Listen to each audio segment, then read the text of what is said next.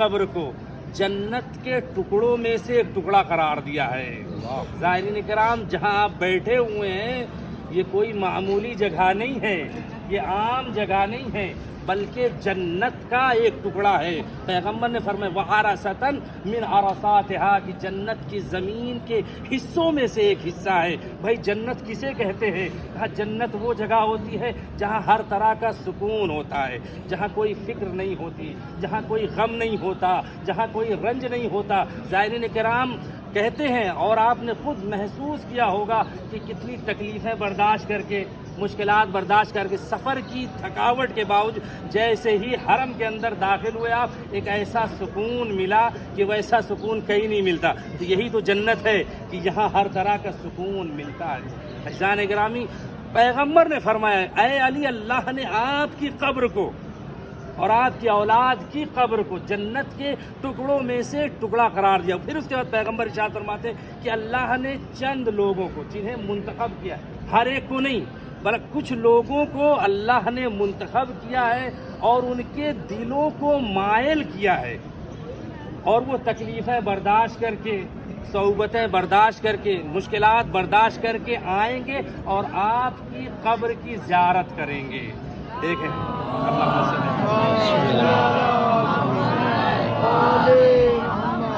پیغمبر نے اپنی زندگی میں فرمایا کہ سارے لوگ نہیں، منتخب لوگوں کے دلوں کو مائل کیا ہے، یعنی یہ میلان اللہ کی طرف سے، اللہ نے یہ محبت دل میں ڈالی ہے، اور اس کی وجہ سے کہا تکلیفیں برداشت کر کے۔ آپ نے دیکھا سفر میں کتنی مشکلات، اگر سفر میں ساری آسانیاں بھی ہوں نا تب بھی بہت مشکل ہے یہ چیز، اس لیے سفر کی ایک الگ تھکاوٹ ہوتی ہے عزیزان گرامی۔ پھر آپ نے دیکھا کوئی جو ہے بنگلور سے ہے، کوئی جو ہے ممبئی سے ہے، کوئی دوسرے علاقوں سے ہے، اور پھر مسلسل سفر پہ سفر کرتے ہوئے اور کتنی رات میں پہنچے آپ، لیکن عزیزان کرام جیسے امیر المومنین کے در پہ آئے، وہ محبت جو ہمیں کھینچ کے لائی تھی، ساری تھکاوٹیں ہم بھول گئے، ہاں ساری پریشانیاں، سارے غم، ہر ایک چیز دور ہو گئی۔ پیغمبر نے فرمایا تھا کہ یہ لوگ آئیں گے، اور کہا کس لیے آئیں گے؟ پیغمبر نے فرمایا یہ جو مشکلات برداشت کر کے آئیں گے تقربا الی اللہ و مودۃ لرسولہ، یہ جو زیارت کے لیے آئیں گے تاکہ وہ اللہ سے تقرب حاصل کریں اور اس کے رسول کی محبت میں آئیں گے اور آپ کے روضوں کو آباد کریں گے۔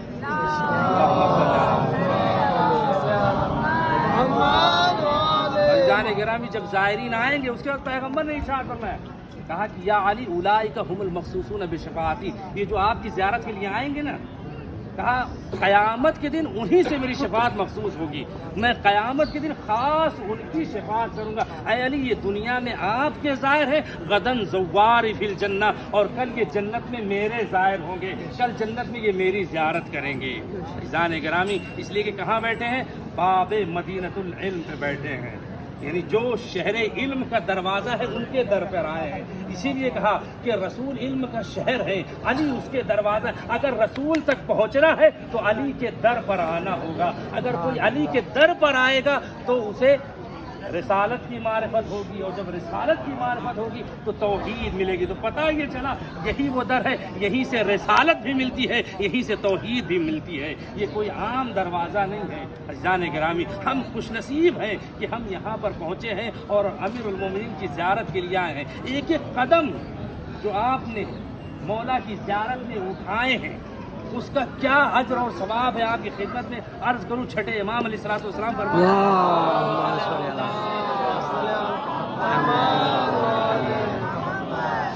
من زارا جدی اور خن بحق ہی کتب اللہ لہ بکل خطوۃ حجۃ مقبولہ و عمرۃ مبرورہ۔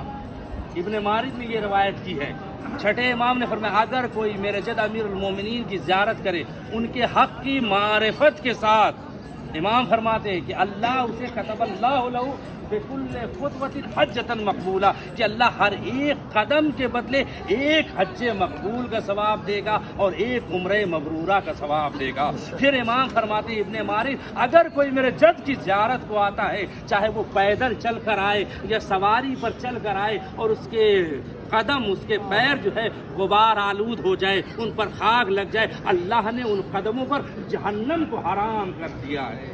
پھر امام نے فرمایا ابن مارد اکتب ھذا الحدیث من ماء الذهب، اس حدیث کو سونے کے پانی سے لکھو۔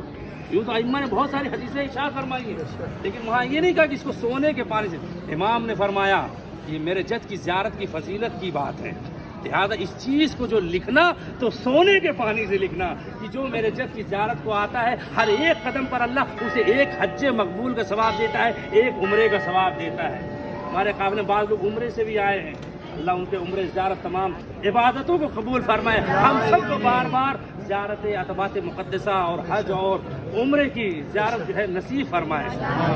عزیزان گرامی، ایک قدم پر ایک حج انسان کرتا ہے، کتنی مشکلیں ہوتی ہیں، ایک عمرہ انسان کرتا ہے، کہا کہ ایک قدم پر، پھر جب زیارت کر کے پلٹتے ہیں، پھر چھٹے امام نے اسی حدیث میں فرمایا کہ جب پلٹ کے زائر جاتا ہے نا تو اللہ اس کے ہر ایک قدم کے بدلے 2 حج اور 2 عمرے کا ثواب دیتا ہے۔ تو جو زیارت امیر المومنین کے لیے آتا ہے، ایک قدم پر جب 2 حج اور 2 عمرے ملتے ہیں تو خود اگر امیر المومنین کی زیارت کریں، ان کی زیارت کی کیا فضیلت ہوگی۔ اندازہ لگائیے آپ، ایک حدیث آپ کی خدمت میں اس لیے پیش کر رہا ہوں کہ ہم جن کی بارگاہ میں آئے واقعاً اللہ نے ان کو کیا مقام عطا فرمایا ہے اور ہمیں کیا شرف ملا ہے۔ جو ظاہر ہو جاتے ہیں وہ معمولی لوگ نہیں ہوتے، ہر کسی کو یہ شرف نہیں ملتا ہے۔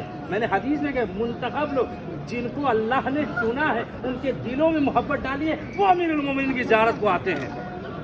چھٹے امام، لیکن کچھ شرائط ہیں زان گرامی، زائرین کرام، بڑی توجہ چاہتا ہوں، وہ جو شرطیں ہیں اس کو ذہن میں رکھیے گا کہ وہ شرطیں ہیں، بہت مشکل شرطیں نہیں ہیں۔ امام نے فرمایا، چھٹے امام کی حدیث ہے، فرمایا اگر کوئی میرے جد کی زیارت کرے، پہلی شرط ان کے حق کی معرفت کے ساتھ، توجہ فرمائیے، حق کی معرفت کا مطلب کیا ہے کہ ہم ان کو امام تسلیم کرتے ہیں۔ پھر معرفت کے درجات ہوتے ہیں، جتنی امیر المومنین کی محبت ہوتی ہے ویسے انسان کو معرفت ملتی ہے، پھر اسی معرفت کے حساب سے انسان کو ایمان کے درجات ملتے ہیں۔ اجزار گرام، کہا میرے جد کی حق کی معرفت کے ساتھ۔ دوسری شرط یہ ہے کہ ان کو بلا فصل رسول کا جانشین اور خلیفہ تسلیم کرتے ہوئے زیارت کرے۔ توجہ فرمائے، دوسری شرط کہ رسول کا بلا فصل جانشین تسلیم کرتے ہوئے زیارت کرے۔ تیسری شرط امام نے فرمایا کہ یہ زیارت غرور اور تکبر کی بنا پر نہ ہو۔ اگر کوئی میرے جد کی زیارت کرے، ان 3 شرائط کے ساتھ یہ زیارت کرے، یہ فخر و مباحات کے لیے کہ میں 5ویں بار زیارت پر آیا ہوں، میں 10ویں بار، ہاں میں آیا ہوں اور لوگ نہیں آ پائے، اس طرح سے غرور تکبر نہ ہو۔ پھر امام فرماتے کیا اجر ہے، سنیے گا اجر عزیزان گرامی۔ امام فرماتا اگر کوئی اس طریقے سے میرے جد کی زیارت کرے، اللہ اس کو 1 لاکھ شہید کا ثواب دے گا جو جنگ بدر میں رسول کے ہمراہ شہید ہوئے۔ اللہ اکبر، 1 لاکھ شہید۔ ما صلی علی محمد والے محمد۔ امام نے فرمایا 1 لاکھ شہید کا اجر ملے گا، جو جنگ بدر میں اسلام کی جو پہلی جنگ ہوئی ہے اس میں جو شہید ہوئے ان کا کیا مرتبہ ہے، کہا ایسے 1 لاکھ شہیدوں کا اجر ملے گا۔ یعنی تصور کیجئے کہ اگر ہمیں 1 لاکھ بار زندگی ملے، 1 لاکھ بار ہمیں موت آئے، لیکن موت شہادت کی موت ہو اور جنگ بدر جیسی جنگ میں مرے، تو جو ثواب ہمیں ملے گا وہ ایک امیر المومنین کی روزے کی زیارت کا ثواب ہے۔ سبحان اللہ، سبحان اللہ، یہ ہے اجر و ثواب۔ عزیزان گرامی، آپ حرم امیر المومنین میں بیٹھے ہوئے ہیں، کہاں بیٹھے ہیں؟ جنت میں بیٹھے ہوئے ہیں، بلکہ جنت سے بھی اعلیٰ مقام ہے، اس لیے کہ ہمارے امیر المومنین یہیں پر آرام فرما رہے ہیں، ان کا جسد اطہر یہیں پر موجود ہے، ان کی قبر مبارک یہیں پر موجود ہے۔ یہ جو گنبد نظر آ رہا ہے نا آپ کو، یہ گنبد، اس کے دیکھنے کا ثواب آپ جاننا چاہتے ہیں؟ اس کے دیکھنے کا ثواب یہ ہے کہ اگر کوئی مولا کے گنبد کو دیکھتا ہے اس کے گناہ ایسے جھڑ جاتے ہیں، اس کے گناہ ایسے جھڑ جاتے ہیں جیسے پتجھڑ کے موسم میں پتے جھڑ جاتے ہیں۔ شک بے شک۔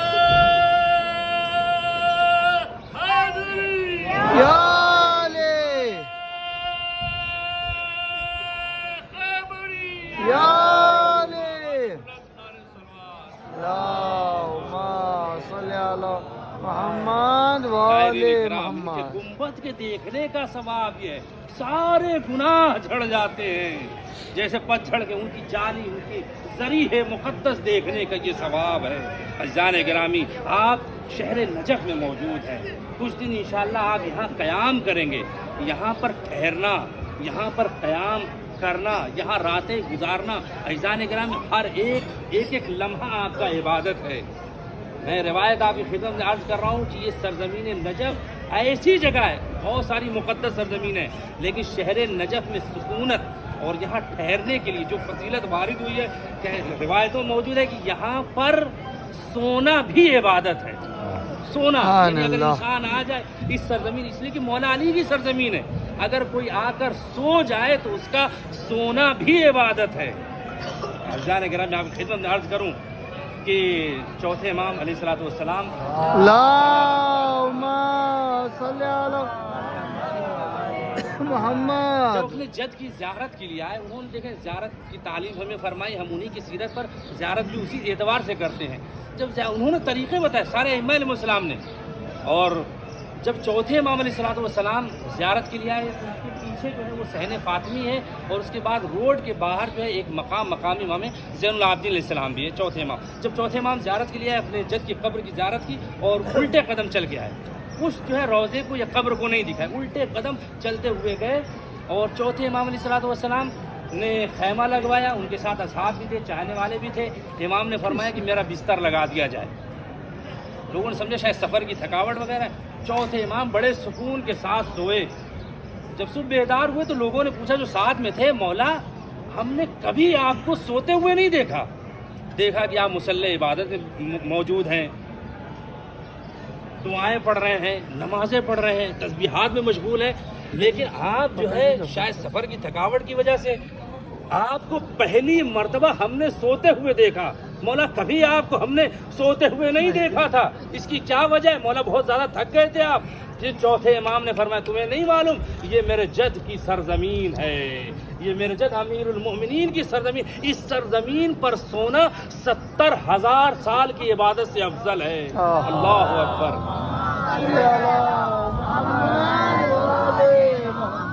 تو چوتھے امام نے فرمایا، کیا فرمایا کہ میرے جد کی سرزمین یہاں پر سونا 70,000، 1-2 سال نہیں، 1,000 2,000 سال نہیں، 70,000 سال کی عبادت سے افضل ہے۔ تو عزیزان کرام آپ تصور کیجئے کہ جس سرزمین پر صرف آ کر سو جانا 70,000 سال کی عبادت سے افضل ہو، تو اگر کوئی آ کر یہاں نمازیں پڑھے، کوئی دعائیں پڑھے، کوئی عبادت کرے تو اس کا کتنا اجر و ثواب ہوگا، اس کا کوئی شمار نہیں کر سکتا۔ عزیزان گرامی آپ کی خدمت میں عرض کروں، چوتھے امام کو کسی نے بھی سوتے ہوئے نہیں دیکھا۔ ہاں کب سوئے؟ جب اپنے دادا کی سرزمین پر آئے، عرض علی پر آئے تو وہ بڑے سکون کے ساتھ سوئے، اور پھر انہوں نے بتایا یہاں پر سونا 70,000 سال کی، یعنی جملہ آپ کی خدمت میں عرض کروں کہ چوتھے علی جب پہلے علی کی سرزمین پر آئے تو سو کر بتایا کہ میرے جد کی سرزمین کی کتنی فضیلت ہے۔ بھائی چوتھے علی کو بھی کسی نے سوتے ہوئے نہیں دیکھا، وہ سوئے کہاں؟ نجف کی سرزمین میں۔ پہلے علی کو بھی کسی نے سوتے ہوئے نہیں دیکھا، ہاں ایک رات سوئے اور ایسا سوئے کہ اللہ کی مرضی خرید لی۔ تو بھائی ہر جگہ سونا عبادت نہیں ہے، ہر جگہ سونا عبادت نہیں ہے، سونا عبادت ہے یا تو بستر علی ہو یا عرض علی ہو۔ توجہ فرما رہے ہیں کہ ہر جگہ سونا عبادت نہیں ہے، یا تو بستر نبی ہو، اور پھر مولا علی نے ہجرت کی شب سکون اور اطمینان سے سو کر دنیا والوں کو بتلا دیا، دیکھو اللہ کی مرضی کیسے حاصل کی جاتی ہے، بے خوف بستر رسول پر سو جانے سے اللہ کی رضا حاصل ہوتی ہے۔ یعنی اللہ کی رضا کیسے حاصل ہوتی ہے؟ بے خوف بستر پہ سونے سے حاصل ہوتی ہے، غار میں رونے سے حاصل نہیں ہوتی۔ نعرہ حیدری، نعرہ حیدری،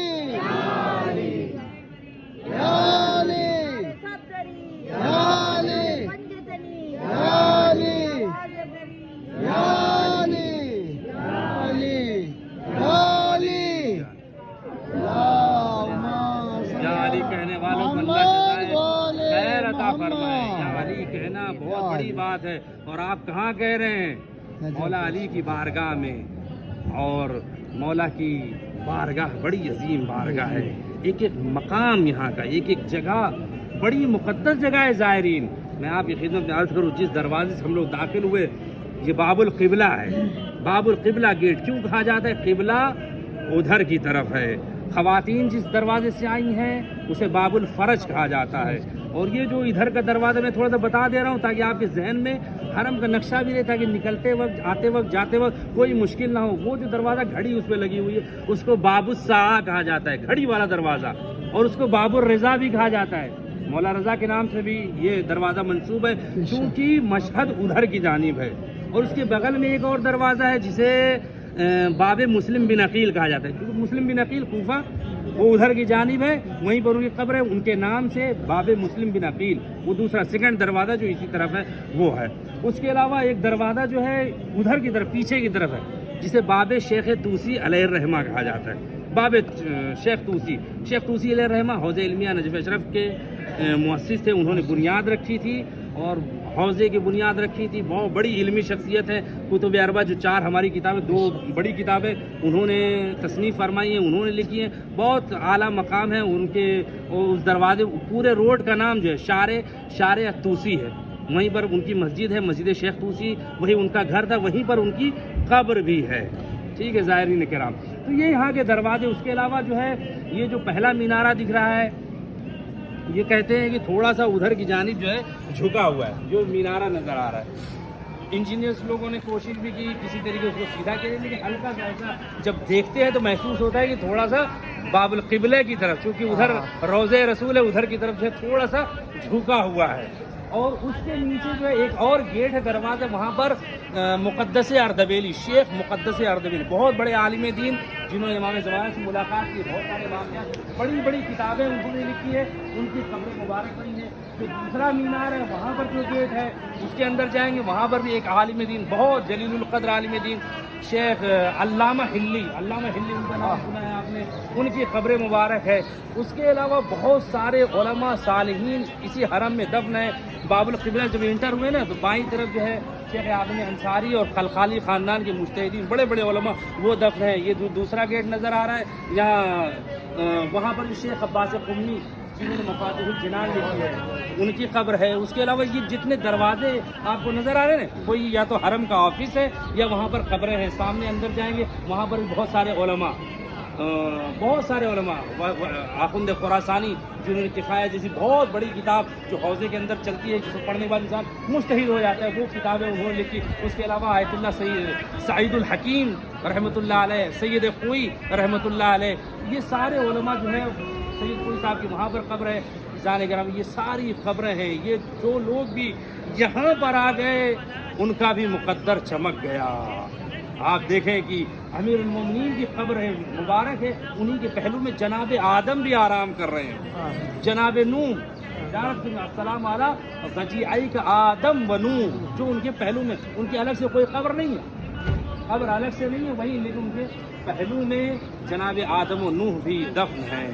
جان گرامی ہم خوش نصیب ہیں، آج امیر المومنین کی بارگاہ میں ہم آئے ہیں، اور میرے مولا تو وہ ہیں کہ ہم دنیا کے کسی بھی کونے میں یا علی کہتے تھے ہماری مشکلیں آسان ہو جاتی ہیں، کبھی ٹھوکر لگی تو ہم کہتے ہیں بے ساختہ نکلتے ہیں یا علی، مولا علی کو پکارتے ہیں۔ بھائی دنیا کہیں بھی کسی مقام کسی جگہ بھی رہے مولا کی مدد ہوتی ہے۔ آج تو ہم بالکل ان کے قریب آ چکے ہیں، کہتے ہیں یہ مولا کا نور ساری دنیا میں پھیلا ہوا ہے، ان کی روشنی جو کرنیں ہیں نا سارے عالم میں پھیلی ہوئی ہیں۔ آج تو ہم بالکل اس روشنی کی بالکل قریب آ گئے ہیں، بالکل قریب، اس نور کے قریب آ گئے ہیں۔ آج کیسے ہو سکتا ہے کہ ہم